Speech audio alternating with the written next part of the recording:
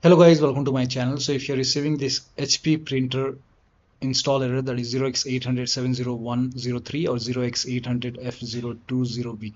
So if you're receiving one of these error, then please follow the steps shown in this video.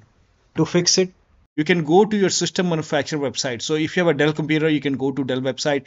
If you have Lenovo computer, you can go to Lenovo. If you have HP computer, go to HP website and install the drivers from system manufacturer website. So you can ignore this update on your Windows 11 computer. You can just update it from the manufacturer website.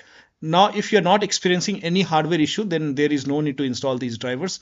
Now, to get rid of this error and to get rid of these drivers, you can install show and hide troubleshooter. So you can go to Google, and in Google you can just type in show or hide update troubleshooter Windows download. So in Google search you can type in this and then click on search and download show and hide troubleshooter from any website.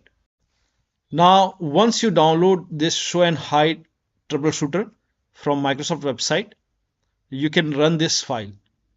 So you can go to downloads. You have to download it from third-party website or maybe from Microsoft website if this is available. Once you find it, download it. You can double click and then run this. And here you can see it is from Microsoft Corporation. So here you can see show or hide updates. Now click on next and let the search complete. Now over here, click on hide updates. Now once you click on hide updates, you will see all the drivers over here, which is not installing right now. So you will see the list over here, like Intel software component, Dolby, Dell, Intel Realtek software component.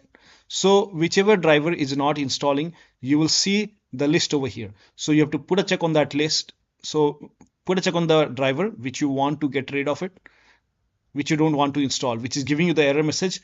Put a check on that particular driver and then click on next and let the process complete. Now this driver would be hidden now. So you can close this and then restart your computer. Now after the system restart, you can open Windows settings and you can go to Windows Update and then click on check for update. You will not see that update anymore. So that should help you to fix this error. So that'll be all. Thank you so much for your time. Please like this video and subscribe to my channel.